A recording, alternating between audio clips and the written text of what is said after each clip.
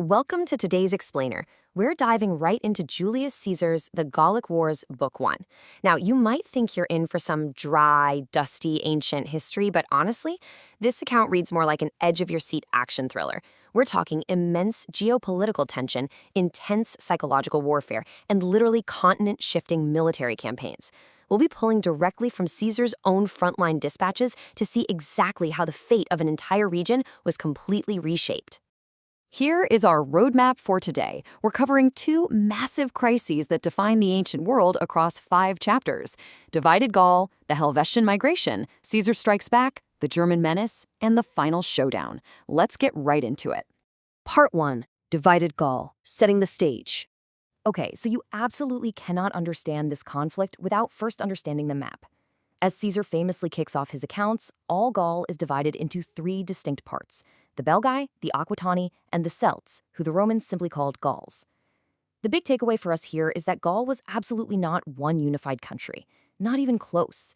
These groups differed entirely in their language, their customs, and their laws. Caesar actually notes that the Belgae were the fiercest of the bunch. Why? Well, they were the furthest away from the soft comforts of Roman civilization, and they were constantly rubbing shoulders and crossing swords with the Germanic tribes across the Rhine River. Basically, this deeply fragmented landscape is the ultimate geopolitical chessboard. Moving on to Part 2, the Helvetian Migration, a clause for claustrophobia. Let's look at our first major crisis. Enter the Helvetii. They're a fierce warrior tribe, but they're feeling incredibly trapped by their natural borders. We're talking deep, uncrossable rivers and massive towering mountains. They're looking around at their territory and getting a serious case of claustrophobia. So, heavily influenced by a wealthy, ambitious noble named Orgetorix, they hatch a plan. And it's a very calculated, multi-year procedure to entirely leave their territory and violently seize supremacy over all of Gaul. We need to remember, this wasn't some spontaneous riot. It was a highly organized supply chain operation. For 2 full years, they bought up massive amounts of wagons, planted vast crops to sustain an entire migrating nation, and forged strategic alliances, all setting the stage for a massive departure in year 3. Now get this. The sheer extremity of their commitment is mind-blowing. When they are finally ready to leave, they execute a brutal psychological move on their own people. The Helvetia actually burn down their own 12 towns, plus 400 villages, and literally all their remaining private dwellings. They torch their own homes and burn any extra food they can't carry. Why would they do that? Because by completely destroying the hope of a return home, they ensure that every single man, woman, and child is fully committed to pushing forward into the unknown. There was no backup plan. No one could ever change their mind and go back. Which brings us to Part 3. Caesar strikes back. Rome intervenes. So naturally, an incredibly aggressive migration of hundreds of thousands of displaced people heading right toward Roman borders completely forces Rome's hand. This brings Julius Caesar directly into the fray, but he has a major problem. He simply doesn't have enough troops assembled yet. So what does he do? He stalls. While he's busy pretending to negotiate with Helvetian ambassadors, he hastily commands his men to construct a 16-foot-high wall and a deep trench stretching over a 19-mile distance from Lake Geneva to Mount Jura, literally building a border in real time. When the Helvetii return to politely ask for safe passage, Caesar basically points to his shiny new wall and says, "Yeah, absolutely not." He physically blocks an entire nation on the move. Forced to pivot, the Helvetii take a narrower route, ravaging the lands of Rome's allies as they go. But Caesar eventually catches up to them, and his response at the grueling Battle of Bibracte perfectly illustrates his tactical genius. He seizes the high ground, ordering his veteran legions to hurl their heavy javelins down under the tightly packed Gallic phalanx. And this is a masterstroke at ancient engineering. The soft iron points of those Roman javelins were designed to bend upon impact, so they would pierce and literally pin the overlapping Gallic shields together. The Gauls couldn't yank the weapons out, which forced them to drop their heavy shields entirely and fight totally unprotected. It's just completely dismantled the enemy's formation.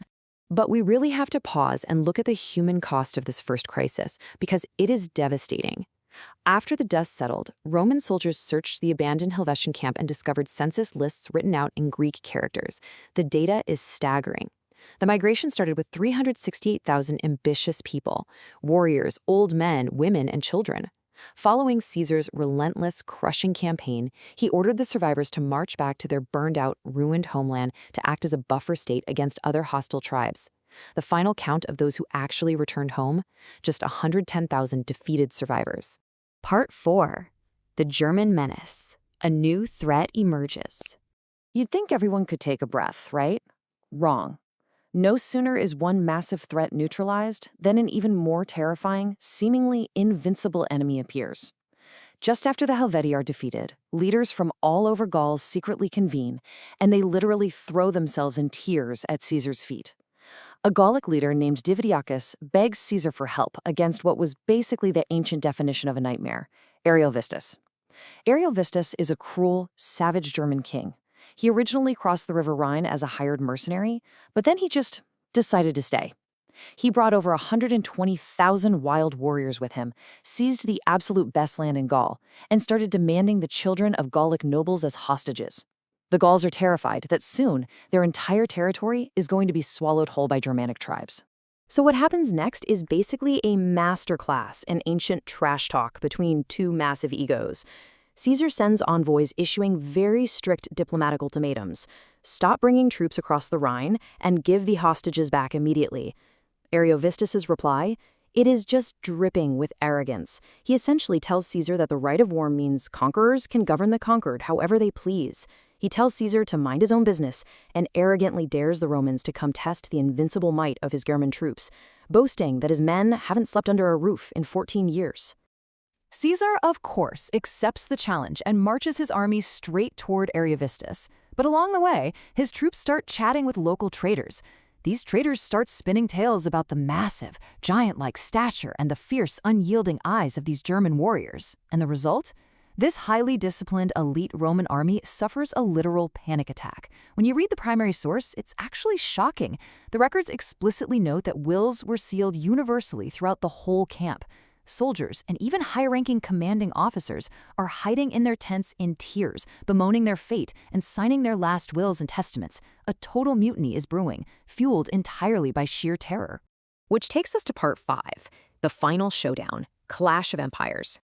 So you're the leader. How do you avert a total mutiny and stop the complete collapse of your military campaign?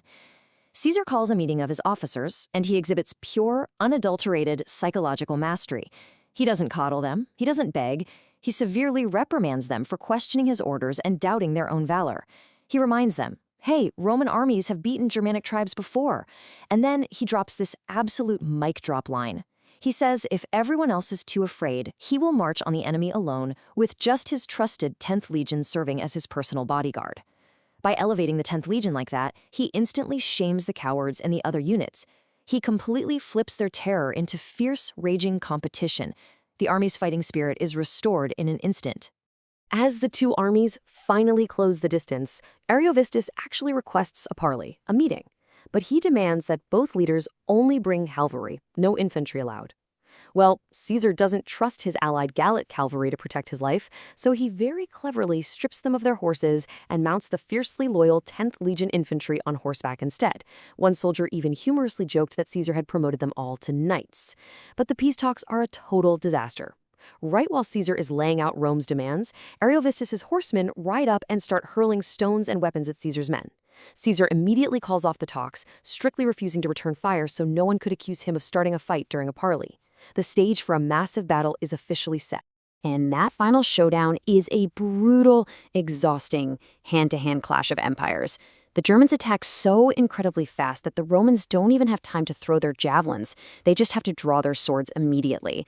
The Germans form into a massive, tight-knit phalanx, and in this incredible display of pure desperation and bravery, Roman soldiers are literally recorded leaping onto the top of the German shield wall, tearing the shields away with their bare hands to strike the enemy from above. It was incredibly close. The Romans were actually struggling badly on their right wing, but a sharp young commander named Crassus spots the danger and rushes the third line of reserves in as vital relief. That sudden pressure completely shatters the enemy lines, and the entire German army is violently routed. The victory is absolute. The allegedly invincible Germans drop everything and flee for 50 miles all the way back to the River Rhine, relentlessly pursued and cut down by Roman cavalry.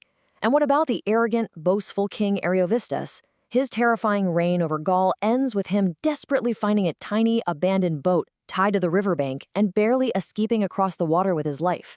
In just a single campaign season, Caesar managed to conclude two massive continent-shifting wars, sending absolute shockwaves through the ancient world. Which leaves us with this final, highly provocative thought to take away from this explainer. By masterfully manipulating these two massive crises, securing the borders, and displaying such unparalleled psychological genius, did Caesar simply protect Rome from foreign threats? Or did he, intentionally or not, just forge the fiercely loyal, battle-hardened, unshakable army that would soon help him cross the Rubicon and conquer Rome itself? It's a question that literally changed history forever. Thanks so much for diving into the Gallic Wars with me today. Keep questioning the past, and I'll catch you next time.